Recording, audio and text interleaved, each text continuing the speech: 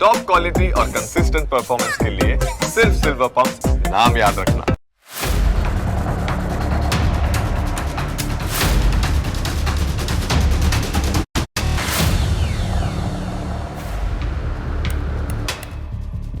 નમસ્કાર, હું Janak Dave. Full stop news analysis પ્રોગ્રામમાં આપનું સ્વાગત છે. તમને અસર કરતા સમાચારનું અમે સરળ ભાષામાં સચોટ રીતે કરીશું છણાવટ. આ એનાલિસિસ 360 ડિગ્રી હશે, જેનાથી મહત્ત્વના મુદ્દાઓને લગતા દરેક સવાલ પર હવે પછી મુકાશે ફૂલ સ્ટોપ. આજે અમે એક અપરાધી વિશે વાત કરીશું. આ કોઈ મામૂલી અપરાધી નથી, બલકે 9થી વધુ દેશોની પોલીસ તેને શોધતી હતી. તેના પર ભરોસો કરવો એ જાણે મોતને આમંત્રણ આપવા જેવું હતું. એ કેવા અપરાધો કરતો હતો અને કેવી રીતે પોલીસને હાથતાળી આપતો હતો, એના વિશે અમે તમને વિગતે વાત કરીશું.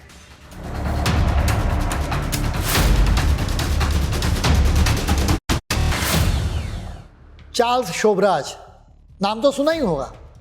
ચાર્લ્સના કેસમાં તો એના અનેક નામ છે. એ બધા જ નામ તમે કદાચ સાંભળ્યા હશે. જેમ કે તેને બિકિની કિલર, સરપેન્ટ અને સિરિયલ કિલર કહેવામાં આવ્યો છે. તેનું જીવન ખૂબ જ રહસ્યમય રહ્યું છે. અમિતાભ બચ્ચનનો એક ફિલ્મી ડાયલોગ તો તમે ચોક્કસ સાંભળ્યો હશે કે ડॉन का इंतजार तो 11 मुल्कों की पुलिस कर रही है. ચાર્લ્સ શોભરાજના કેસમાં પણ આ વાત બિલકુલ ફિટ બેસે. ઓછામાં ઓછા 9 દેશોની પોલીસ તેને પકડવા મથતી રહી. Bharat, France, Nepal, Myanmar, Thailand, Iran, Greece અને તુર્કી સહિત કેટલાક દેશોની પોલીસ તેની પાછળ પડી હતી. 2 દેશોએ તેને જેલમાં પણ પૂર્યો હતો. તમને કદાચ સવાલ થાય કે મારે શા માટે ચાર્લ્સ શોભરાજની આ કહાની જાણવી જોઈએ. આખી કહાની જાણશો તો જ તમને એના વિશે જવાબ મળી શકે છે. જો કે ટૂંકમાં અમે કહીએ તો ચાર્લ્સ જેવા અપરાધીઓથી બચવા માટે તમારે આ કહાની જાણવાની જરૂર છે. ચાર્લ્સ જેવા અપરાધીઓ વિશે તમને ખ્યાલ આવે એ પણ જરૂરી છે, જેથી તમે તેમનાથી બચીને રહી શકો. આવા અપરાધીઓની કહાનીને સમજવાથી તેમની સાયકોલોજી, ચોક્કસ રીતભાત અને હરકતો તમને ખબર પડે, જેના પછી સમાજમાં તમને એવી જ હરકતો અને રીતભાતવાળો કોઈ માણસ જોવા મળે તો તમે એલર્ટ થઈ જાઓ, એટલે કે તમે આવા અપરાધીઓથી પોતાનો જીવ બચાવી શકો. ચાર્લ્સ શોભરાજના જીવન વિશે વાત કરવાનો અમારો આ જ હેતુ છે. ચાર્લ્સ શોભરાજે એના જીવનમાં અનેક કારનામા કર્યા છે. જેમ કે તિહાર જેલની એકદમ સિક્યોર જેલને પણ તોડીને તે બહાર નીકળી ગયો. તે ઈચ્છા થાય ત્યારે જેલમાંથી બહાર નીકળી જતો. ચાર્લ્સ પર ભરોસો કરવો એટલે કે જાણે મોતને આમંત્રણ આપવું. ચાર્લ્સની સાથે જે કોઈ વ્યક્તિ વધારે સમય સુધી બેસે એટલે માની લેવામાં આવતું કે એ વ્યક્તિ વધારે સમય સુધી જીવતો નહીં રહે. ચાર્લ્સનો મહિમા કરવાનો અમારો કોઈ ઈરાદો નથી. અમે તો તમને આવા લોકોથી એલર્ટ કરવા માંગીએ છીએ. આ જ હેતુથી ચાર્લ્સ પર અનેક પુસ્તકો લખવામાં આવ્યા છે, અનેક વેબ સિરીઝ પણ બની. આ માણસે તો પોતાના અપરાધો પર પુસ્તકો લખવા માટે ભરપૂર રૂપિયા લીધા છે. ચાર્લ્સે પોતાની સ્ટોરી કહેવા બદલ એક રાઇટર પાસેથી 100 કરોડથી પણ વધુ રૂપિયા માંગ્યા હતા. એનાથી આશ્ચર્યની વાત એ છે કે આ રાઇટરે એના માટે રૂપિયા પણ ચાર્લ્સને આપ્યા. ચાર્લ્સે આ રાઇટર સમક્ષ પોતાની તમામ કુંડળી રજૂ કરી, પોતે કરેલા દરેક અપરાધની વાત એમાં કરી, જેથી આ રાઇટર તેના જીવન પર આધારિત ફિલ્મ કે સિરીઝ બનાવી શકે. ચાર્લ્સ શોભરાજ હજુ જીવતો હોવાનું મનાય છે. માનવાનું કારણ એ છે કે તેના મોતના કોઈ રિપોર્ટ્સ નથી. અલબત્ત જો તે જીવતો હશે તો તેની ઉંમર 81 વર્ષ જેટલી હશે. અનેક દેશોની સાથે તેનું કનેક્શન રહ્યું છે. તે મૂળ વિયેતનામનો છે. 1944માં વિયેતનામમાં તેનો જન્મ થયો હતો, એટલે જન્મથી જ તે વિયેતનામનો છે. એટલે જ ભારતની જેમ વિયેતનામમાં પણ તેની ખૂબ ચર્ચા થાય છે. તેની માતા મૂળ વિયેતનામની હતી, જ્યારે તેના પિતા ભારતીય મૂળના હતા. એટલે વિયેતનામ અને ભારત બંનેની સાથે તેના કનેક્શન્સ રહેલા છે. ચાર્લ્સના ભારતીય પિતાએ તેને તરછોડી દીધો હતો. ચાર્લ્સનું આખું નામ હેતચંદ ભવનાની ગુરુમુખ ચાર્લ્સ શોભરાજ છે, જેનાથી ખ્યાલ આવે છે કે ચાર્લ્સના પિતા સિંધી હતા. ચાર્લ્સના પિતાએ તો જવાબદારીથી હાથ ખંખેરી લીધા. તેઓ ચાર્લ્સ અને તેની માતાને છોડીને જતા રહ્યા. ચાર્લ્સની માતાને લાગ્યું કે હવે વિયેતનામથી ફ્રાન્સ જતા રહેવું જોઈએ, એટલે તેઓ ફ્રાન્સ ગયા. ફ્રાન્સમાં એક આર્મી ઓફિસરે ચાર્લ્સ અને તેની માતાનું પોતાની જિંદગીમાં સ્વાગત કર્યું. આ રીતે ભારત અને વિયેતનામ બાદ ફ્રાન્સની સાથે પણ તેનું કનેક્શન જોડાયું. તે ફ્રાન્સનો નાગરિક બન્યો. તેની ક્રાઇમ કુંડળી ખોલીએ તો તેણે નાની ઉંમરથી અપરાધની દુનિયામાં પગ મૂક્યો હતો. 1963માં 19 વર્ષની ઉંમરે ચોરીના ગુનામાં તેને જેલ ધકેલવામાં આવ્યો. ફ્રાન્સની પોઈસી જેલમાં તેને રાખવામાં આવ્યો હતો. આ જેલમાં ચાર્લ્સ કેટલાક અમીર લોકોને મળ્યો. હવે ચાર્લ્સને સારી રીતે ખ્યાલ આવી ગયો કે અમીર લોકો કેવી રીતે વર્તે છે. તેણે જાણીને પોતાની આખી પર્સનાલિટી બદલી નાખી. તેનો ઈરાદો સ્પષ્ટ હતો. તે હાઈ ક્લાસ લોકોને પણ ટાર્ગેટ કરવા માંગતો હતો. એટલે તેના માટે અમીરોની રીતભાત અને હાવભાવ સમજવા જરૂરી હતા. ચાર્લ્સ ભાષાનો હથિયારની જેમ ઉપયોગ કરતો હતો. ફ્રેન્ચ સહિત લગભગ 5 ભાષા પર તેનો જબરજસ્ત કમાન્ડ હતો. કોઈ માણસ એકસાથે અનેક ભાષા જાણતો હોય તો તેની ઇમ્પ્રેશન જ અલગ પડે. ચાર્લ્સે અનેક ભાષા શીખી હતી, એટલે તે ફ્રેન્ચ વ્યક્તિની સાથે ફ્રેન્ચ ભાષામાં વાત કરતો હતો. તે વિયેતનામી વ્યક્તિની સાથે વિયેતનામી ભાષામાં વાત કરતો. એટલે એ રીતે તે બધાનો વિશ્વાસ જીતતો હતો. કોઈ વ્યક્તિ ચાર્લ્સની સાથે એક વખત વાત કરે એટલે તેનાથી ઇમ્પ્રેસ થયા વિના ન રહે. એક વખત વાતચીત કર્યા બાદ વ્યક્તિ તેના પર આંધળો વિશ્વાસ કરવા લાગે. લોકોનો ભરોસો જીતવાની તેનામાં ગજબની આવડત હતી. તે વાતો કરવામાં ખૂબ જ હોશિયાર હતો. ચોરીની સજા ભોગવ્યા બાદ તે બહાર આવ્યો. તે ફ્રાન્સમાં ડ્રગ્સ પણ વેચતો હતો. તેણે સેન્ટોલ નામની એક પારસી છોકરી સાથે લગ્ન કર્યા હતા, જેને લઈને તે ભારત આવ્યો હતો. ચાર્લ્સ એક બાળકનો પિતા પણ બન્યો. હવે તે ભારતમાં અપરાધો કરવા લાગ્યો. ફ્રાન્સ પછી મુંબઈમાં કામ કરવું બહુ સહેલું હતું. એક્સપિરિયન્સની દ્રષ્ટિએ અમે વાત કરતા નથી. વાત એમ છે કે ભારતીયોના મનમાં વિદેશીઓ પ્રત્યે અલગ જ આકર્ષણ હોય છે. વિદેશીઓ તો સાચા અને સારા જ હોય એમ જ બધા માને. અત્યારે પણ વિદેશીઓ પ્રત્યે આકર્ષણ હોય ત્યારે ચાર્લ્સ શોબ્રાજના સમયમાં કેવી સ્થિતિ રહી હશે એની તમે કલ્પના કરી શકો છો. તે હાઈ સોસાયટીમાં જતો હતો. મુંબઈમાં તે બધાને ડ્રગ્સ સપ્લાય કરતો હતો. પોલીસ તેના પર શંકા જ નહોતી કરતી, એટલે તેને તો મજા આવી ગઈ. ધીરે ધીરે તે ભારતમાં સટ્ટા બજારમાં કૂદ્યો. આ 1970ના દશકની વાત થઈ રહી છે. એ સમયે તેણે હથિયારો વેચવાનો ધંધો પણ શરૂ કર્યો હતો. 1973માં તે પોલીસના રડારમાં આવી ગયો. આ કેસ દિલ્હીનો છે. દિલ્હીના ચાણક્યપુરીની અશોકા હોટલની વાત છે. તે આ હોટલમાં રોકાયો હતો. આ જ હોટલમાં એક વેપારી રોકાયો હતો. ચાર્લ્સ તેના રૂમમાં પહોંચી ગયો. તે ગન પોઈન્ટ પર આ વેપારી પાસેથી જ્વેલરી લઈને ભાગી ગયો. આ જ્વેલરી લઈને દિલ્હી એરપોર્ટ પરથી છટકી જવાનો તેનો ઈરાદો હતો. તે સમયે એરપોર્ટ પર દિલ્હી પોલીસને શંકા થઈ. તેની તપાસ કરવામાં આવી. જોકે પોલીસને ચકમો આપીને ચાર્લ્સ ભાગી ગયો. થોડા દિવસ પછી પોલીસે તેને ફરી પકડ્યો હતો. આ વખત તે ફરી પોલીસને ચકમો આપવામાં સફળ રહ્યો હતો. આ વખતે તેણે પેટમાં દુખાવાનું નાટક કર્યું હતું. પોલીસવાળાએ તેના પર ભરોસો મૂક્યો. આમ પણ ચાર્લ્સને ભરોસો જીતવાની સારી એવી ફાવટ હતી. ચાર્લ્સ શોબ્રાજનો જન્મ વિયેતનામમાં થયો હતો. ત્યાંથી તે ફ્રાન્સ ગયો. તેના પછી તે ભારતમાં આવ્યો. તેને લાગ્યું કે ભારતમાં તેના માટે પ્રોબ્લેમ્સ છે, એટલે તે બીજા એક દેશમાં જતો રહ્યો. એ કયો દેશ હતો એના વિશે અમે વિગતે વાત કરીશું, પરંતુ અત્યારે સમય છે એક બ્રેકનો.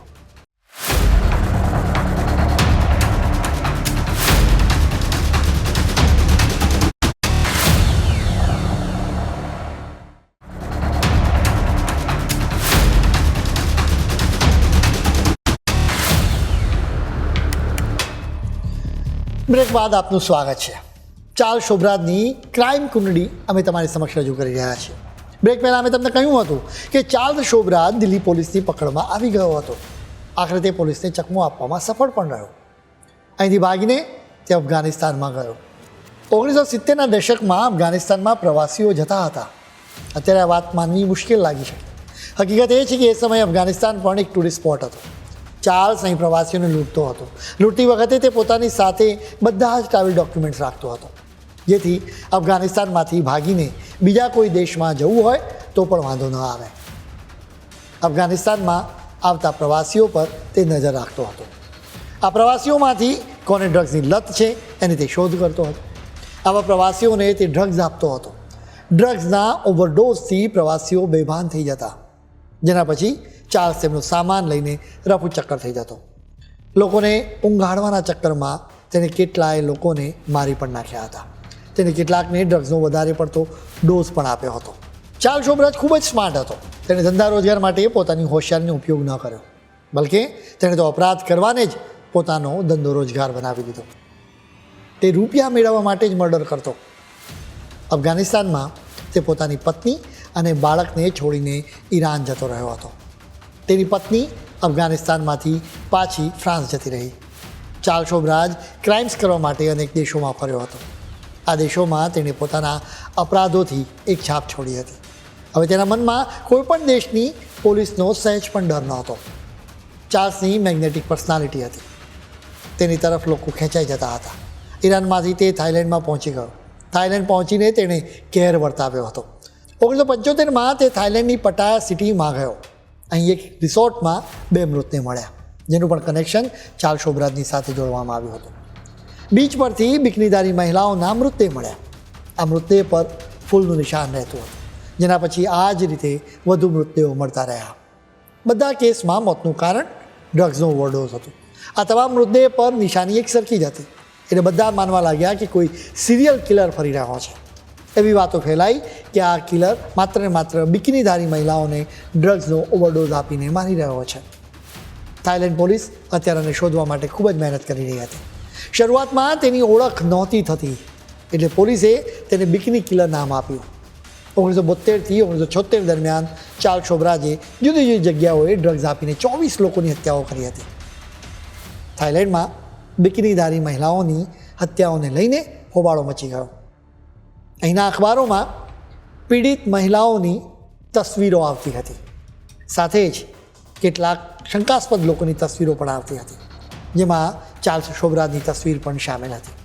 થાઇલેન્ડ પોલીસે આ સિરિયલ કિલરને પકડવા કમર કસી. તપાસ કરતાં તેમને ચાર્લ્સ શોબ્રાજ વિશે ખબર પડી. થાઇલેન્ડ પોલીસ વિચિત્ર સ્થિતિમાં મુકાઈ.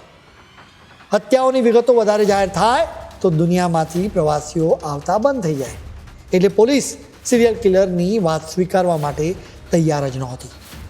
એટલે જ એવી વાતો ચલાવવામાં આવી કે જુદા જુદા કારણોને લઈને જુદા જુદા લોકોએ મહિલાઓની હત્યાઓ કરી છે. થાઇલેન્ડ પોલીસે ટુરિઝમને બચાવવા માટે ચાર્લ્સને પકડવા વધારે કોશિશ ના કરી. આ દરમિયાનમાં એક તસવીર ખૂબ જ ખાસ છે. ચાર્લ્સે એક દુકાનમાંથી પોતાનો એક ફોટોગ્રાફ ક્લિક કરાવ્યો. મજાની વાત એ છે કે તેના હાથમાં એક ટેબ્લેટ અખબાર જોવા મળે છે, જેના પહેલા પેજ પર તેની જ તસવીર છે, જેની સાથે લખવામાં આવ્યું કે તે વોન્ટેડ છે. એક હદ પછી થાઇલેન્ડ પોલીસે ચાર્લ્સ શોબ્રાજને પકડવા માટે મિશન શરૂ કર્યું. એટલે ચાર્લ્સ ત્યાંથી ભાગીને નેપાળ જતો રહ્યો. નેપાળ પહોંચ્યા બાદ પણ ચાર્લ્સ અટક્યો નહોતો. અહીં પણ તે બીજા પ્રવાસીઓની હત્યાઓ કરવા લાગ્યો. અહીં તેણે અમેરિકન નાગરિક કોન્ની જો બોરોન્ઝિક અને તેની ગર્લફ્રેન્ડ કેનેડિયન લોરેન કેરિયરની હત્યા કરી. એટલે હવે નેપાળની પોલીસ પણ ચાર્લ્સને પકડવા મથેવા લાગી. એટલે તે ફરીને ભારત પાછો આવ્યો. ભારતમાં પોલીસને ખબર પડી કે ચાર્લ્સ ભારત આવ્યો છે, એટલે તેને પકડવા માટે મિશન શરૂ કરવામાં આવ્યું. એ સમયે ફ્રાન્સથી કેટલાક વિદ્યાર્થીઓ દિલ્હીના પ્રવાસે આવ્યા હતા. ત્યાં વિદ્યાર્થીઓનો ટૂર ગાઈડ બની ગયો. ચાર્લ્સે અપરાધ કરવાની જૂની રીત ના છોડી. તેણે આ વિદ્યાર્થીઓને ડ્રગ્સ આપ્યું. આ ડ્રગ્સના કારણે 2 લોકોને બાદ કરતાં બીજા બધા જ વિદ્યાર્થીઓ બેભાન થઈ ગયા. બચી ગયેલા 2 ફ્રેન્ચ વિદ્યાર્થીઓએ પોલીસને કોલ કર્યો. પોલીસે ચાર્લ્સની ધરપકડ કરી. આપણા દેશમાં ચાર્લ્સ શોબ્રાજ પર મર્ડરનો કોઈ કેસ નહોતો. દિલ્હીમાં તેના પર લૂંટ અને હથિયારો વેચવાનો જ માત્ર કેસ હતો. એ સિવાય હવે ડ્રગ્સ ખવડાવીને બેભાન કરવાનો મામલો સામે આવ્યો. એટલે ભારતમાં તેને 12 વર્ષની જેલની સજા કરવામાં આવી. બીજા દેશોની સરકારોએ હવે ભારતને કહ્યું કે અમારે ત્યાં ચાર્લ્સે હત્યાઓ કરી છે, એટલે તમે અમને ચાર્લ્સ આપો. ભારત સરકારની સાથે તેમની વાતચીત ચાલતી રહી. 1976માં તેને 12 વર્ષની જેલની સજા ફટકારવામાં આવી. 10 વર્ષ પછી તેણે તિહાર જેલમાંથી ભાગવાનો પ્લાન બનાવ્યો. આ જ જેલમાં એનો ખૂબ જ દબદબો હતો. એ સમયના તિહારના જેલના જેલર સુનિલ ગુપ્તાએ તેમના પુસ્તક બ્લેક વોરંટમાં એના વિશે વિગતે લખ્યું છે. ચાર્લ્સ એ સમયે મીડિયા માટે હોટ ટોપિક હતો. તિહાર જેલના કેટલાક અધિકારીઓ જ ચાર્લ્સ વિશે પત્રકારોને માહિતી આપતા રહેતા હતા, એટલે એની વિગતો અખબારોમાં આવતી રહેતી હતી. એ સમયે એવી પણ વિગત બહાર આવી હતી કે તિહાર જેલમાં તો ચાર્લ્સ શોબ્રાજનું રાજ ચાલે છે. સ્વાભાવિક રીતે છેક સંસદ સુધી આ મુદ્દો ઉઠ્યો હતો. વિરોધ પક્ષો હોબાળો મચાવતા હતા. તેમને શાંત કરવા માટે એ સમયના કેન્દ્રીય ગૃહમંત્રી જ્ઞાની જલસિંગે કહ્યું હતું કે હું જાતે જ તિહાર જેલમાં જઈને ખાતરી કરીશ. એ સમયે સુનિલ ગુપ્તા ડ્યુટી ઓફિસર હતા. જેલમાંથી કોણ બહાર જાય છે અને બહારથી કોણ આવે છે એના પર નજર રાખવાની તેમની જવાબદારી હતી. એક દિવસ એક સ્ટાફ મેમ્બર સુનિલ ગુપ્તાની પાસે આવ્યો. આ સ્ટાફ મેમ્બરે સુનિલ ગુપ્તાને કહ્યું કે બહાર એક સરદાર આવ્યા છે. તેઓ કહે છે કે હું ભારતનો ગૃહમંત્રી છું. આ સરદાર જ્ઞાની જયસિંહ હતા. તેમને સન્માન સાથે જેલમાં લાવવામાં આવ્યા.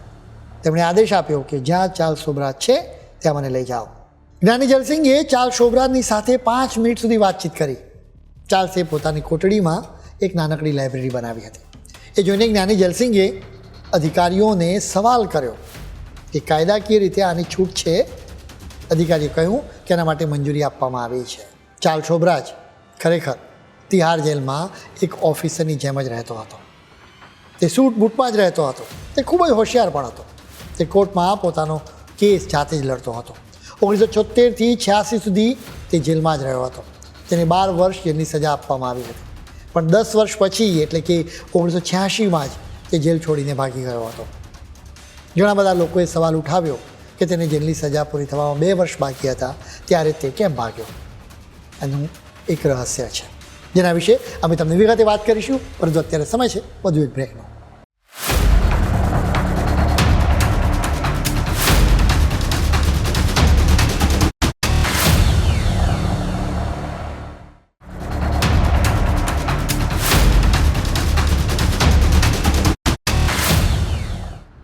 બ્રેક બાદ આપનું સ્વાગત છે. બ્રેક પહેલાં અમે એક સવાલ પૂછ્યો હતો કે 2 વર્ષની સજા જ બાકી હતી ત્યારે શા માટે ચાર્લ્સ શોભરાજ ભાગી ગયો. કેટલાક લોકો માનતા હતા કે ચાર્લ્સ 2 વર્ષ નહીં પણ વધારે સમય સુધી ભારતની જેલમાં રહેવા માંગતો હતો. જેલમાંથી ભાગીને ફરી પકડાય તો વધારે સજા થાય એટલે જ તે ભાગી ગયો હતો. હવે સ્વાભાવિક રીતે તમને સવાલ થાય કે ભારતની જેલમાં કેમ વધારે સમય સુધી રહેવા માંગતો હતો. એનું કારણ એ છે કે તે ભારતની જેલમાં પોતાની જાતને વધારે સુરક્ષિત માનતો હતો. બીજું કારણ એ હતું કે થાઈલેન્ડ ભારતને વિનંતી કરવા લાગ્યું હતું કે અમને ચાર્લ્સ શોભરાજ સોંપી દો. થાઈલેન્ડમાં ચાર્લ્સે અનેક મહિલાઓની હત્યા કરી હતી એટલે તેને ત્યાં મોતની સજા મળે એવા પૂરેપૂરા ચાન્સીસ હતા. ભારતમાં તો તેને થોડાક વર્ષની જ સજા મળે એમ હતું.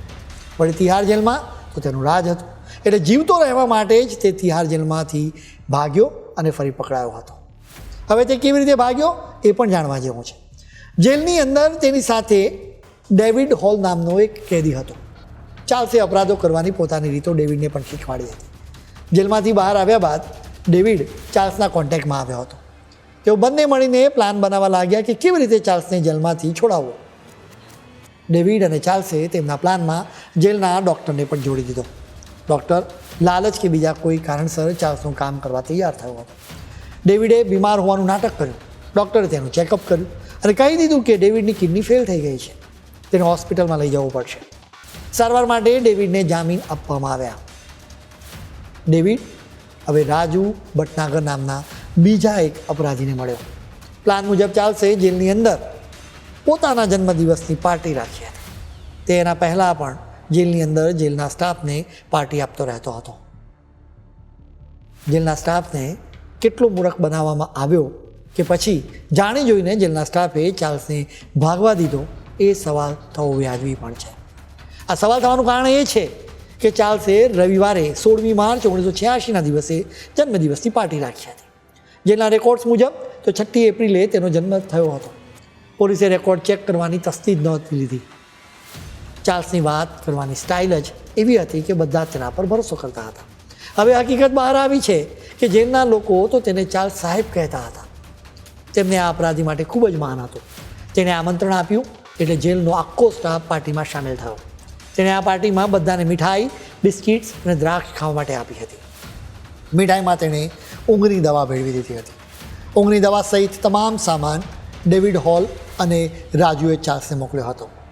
મીઠાઈ ખાઈને જેલની અંદર બધા જ લોકો સૂઈ ગયા. ચાર્લ્સને પોતાના પ્લાન પર પૂરેપૂરો વિશ્વાસ હતો એટલે તેણે જેલના ગેટ પર તસવીર પણ ક્લિક કરાવી હતી. તે સહેલાઈથી પકડાઈ પણ ગયો. આમ તો તે 1988માં જેલમાંથી મુક્ત થવાનો જ હતો. ફરીથી પકડાયા બાદ જેલમાં તેને ફરી એન્ટ્રી થઈ. હવે તેને સજા 10 વર્ષ વધારવામાં આવી. વર્ષો પસાર થઈ ગયા. આખરે 1997માં ભારતે ચાર્લ્સ શોભરાજ ફ્રાન્સને સોંપી દીધો. ભારતે ફ્રાન્સને કહ્યું કે આ તમારો નાગરિક છે, તમે જ તેને સંભાળો. ફ્રાન્સમાં તો તેની સામે કોઈ કેસ જ નહોતો. અહીં ભારત સરકારથી ભૂલ થઈ ગઈ કેમ કે સરકારે તેને થાઈલેન્ડના હવાલે કરવાની જરૂર હતી કેમ કે ત્યાં તેણે હત્યાઓ કરી હતી. ભારતે ભૂલ કરી એટલે ચાર્લ્સને ફાયદો થયો. તેની ચર્ચા આખી દુનિયામાં ફેલાઈ. ફ્રાન્સમાં તેનું શાનદાર સ્વાગત કરવામાં આવ્યું. ફિલ્મો અને ટીવી સિરિયલ્સના લેખકો અને પત્રકારો તેને મળવા આતુર હતા. તેઓ ચાર્લ્સને મળીને તેના જીવન પર લખવા માંગતા હતા. ચાર્લ્સ હોશિયાર હતો. તેને સમજાઈ ગયું હતું કે તેની જીવન કથાની ખૂબ જ વધારે વેલ્યુ છે. એક લેખકની પાસે તેને 100 કરોડથી વધારે રૂપિયા માંગ્યા હતા. આ લેખક ચાર્લ્સના જીવન પર ફિલ્મની સ્ક્રિપ્ટ લખવા માંગતો હતો. ફિલ્મ સારી એવી કમાણી કરશે એવી આશા હતી, કેમ કે દુનિયાભરના લોકોને ચાર્લ્સ વિશે જાણવામાં રસ હતો. એટલે જ આટલી મોટી રકમ ચૂકવવામાં આવી હતી. ફ્રાન્સમાં તેની સાથે એવો વ્યવહાર કરવામાં આવ્યો કે જાણે તે કોઈ સેલિબ્રિટી હોય, કેમ કે તેણે જુદા જુદા દેશોની જેલ અને પોલીસને સારી રીતે જોઈ હતી. તેના વિશે પુસ્તકો લખવા લાગ્યા, ફિલ્મો પણ બનવા લાગી. હવે ચાર્લ્સને વિશ્વાસ થઈ ચૂક્યો હતો કે તેનો કોઈ વાળ પણ વાંકો નહીં કરી શકે. અહીં જ તેનાથી ભૂલ થઈ ગઈ. 2003માં તે ફરવા માટે નેપાળ પહોંચ્યો હતો. અપરાધ કરવાની આદત તો ના જ છૂટે. તે નેપાળના એક કેસિનોમાં પહોંચ્યો. અહીં નેપાળ પોલીસે તેની ધરપકડ કરી. કોઈની ધરપકડ કરવામાં આવે તો પોલીસ જૂનો રેકોર્ડ પણ કાઢે. તેની આખી હિસ્ટ્રી તૈયાર કરવામાં આવે છે, જેથી તેની સામે પાક્કો કેસ તૈયાર કરી શકાય. અમે તમને કહ્યું હતું કે ચાર્લ્સ શોબ્રાજે નેપાળમાં એક અમેરિકન અને એક કેનેડિયન નાગરિકની હત્યા કરી હતી. આ હત્યાઓના કેસમાં નેપાળ પોલીસે તેને જેલમાં પૂરી દીધો. કેસિનોમાં તેણે કોઈ કાંડ કર્યું હોવાના લીધે પકડાયો હતો, જેના પછી પોલીસે રેકોર્ડ્સ ચકાસ્યા એટલે હત્યાઓની વાત બહાર આવી. નેપાળની સુપ્રીમ કોર્ટે તેને આજીવન કેદની સજા ફટકારી. આમ છતાં ચાર્લ્સ માટે થોડીક રાહતની વાત હતી. રાહત માટેનું પહેલું કારણ તો એ હતું કે તેને મોતની સજા નહોતી આપવામાં આવી. બીજું કે નેપાળમાં 75 વર્ષથી વધારે ઉંમરના લોકોને જેલમાં રાખવામાં નથી આવતા. નેપાળની જેલમાં રહીને પણ ચાર્લ્સ નહોતો સુધર્યો. નેપાળમાં તે વધારે ફેમસ થઈ ગયો. નેપાળમાં પત્રકારો જેલમાં જઈને તેનો ઇન્ટરવ્યૂ લેતા હતા. આ ઇન્ટરવ્યૂ અખબારોમાં છપાતો હતો. લોકો રસથી તેને વાંચતા હતા. આખરે નેપાળની સુપ્રીમ કોર્ટે ચાર્લ્સ શોબ્રાજને મુક્ત કરવાનો આદેશ આપ્યો હતો. એ સમયે ચાર્લ્સ 19 વર્ષ જેલમાં રહ્યો હતો. ચાર્લ્સ શોબ્રાજના અનેક કિસ્સા છે. આવા જ એક કિસ્સામાં મસૂદ અઝહરનું નામ પણ આવ્યું છે. તમને કદાચ ખ્યાલ હશે કે ઓપરેશન સિંદૂર વખતે ઇન્ડિયન મિલિટરીએ બહાવલપુરમાં એર સ્ટ્રાઇક કરી હતી. આ એર સ્ટ્રાઇકમાં જ મસૂદના પરિવારના લોકો માર્યા ગયા હતા. આ મસૂદ અઝહરની કુંડળી પણ રજૂ કરવી પડે. ભારતમાં અનેક આતંકવાદી હુમલાઓમાં તેની સંડોવણી છે. ભારતે 1994માં તેની ધરપકડ કરી હતી. તેને છોડાવવા માટે પાકિસ્તાને એર ઇન્ડિયા IC-814 ફ્લાઇટને હાઇજેક કરી હતી. પેસેન્જર્સને બચાવવા માટે ભારત સરકારે મસૂદને છોડી મૂક્યો હતો. હવે આ કિસ્સામાં ચાર્લ્સ શોબ્રાજ ક્યાં આવ્યો એ પણ તમને સવાલ થઈ શકે. નેપાળની જેલમાંથી મુક્ત થયા બાદ ચાર્લ્સ શોબ્રાજે એક ઇન્ટરવ્યૂમાં કહ્યું હતું કે તે મસૂદ અઝહરને જાણે છે. તેણે કહ્યું હતું કે તે તિહાર જેલમાં મસૂદને મળ્યો હતો. ચાર્લ્સે એવો દાવો પણ કર્યો હતો કે ફ્લાઇટ હાઇજેક થઈ હતી ત્યારે એ સમયે તેણે ભારત સરકારને મદદ કરી હતી. તેણે જ મસૂદ તરફથી ગેરંટી લીધી હતી કે ફ્લાઇટના મુસાફરોને કોઈ રીતે હાનિ નહીં પહોંચાડવાની. હવે આ વાત કેટલી સાચી છે કે ખોટી એની ખરાઈ કરવી અશક્ય છે. પણ મૂળ વાત એ છે કે આવી વાતો કરવાના કારણે ચાર્લ્સ મીડિયામાં છવાયેલો રહ્યો હતો. ચાર્લ્સ શોબ્રાજનું જીવન પોલીસ, સાયકોલોજિસ્ટ અને એકંદરે સમાજ માટે એક કેસ સ્ટડી છે. આવા સિરિયલ કિલર્સ પ્રત્યે કોઈ પણ રીતે દયાભાવ ન રાખી શકાય. ખેર, આજના પુસ્તકમાં આજે આટલું. નવા મુદ્દાઓ સાથે ફરી મળીશું. ત્યાં સુધી મને રજા આપશો. નમસ્કાર.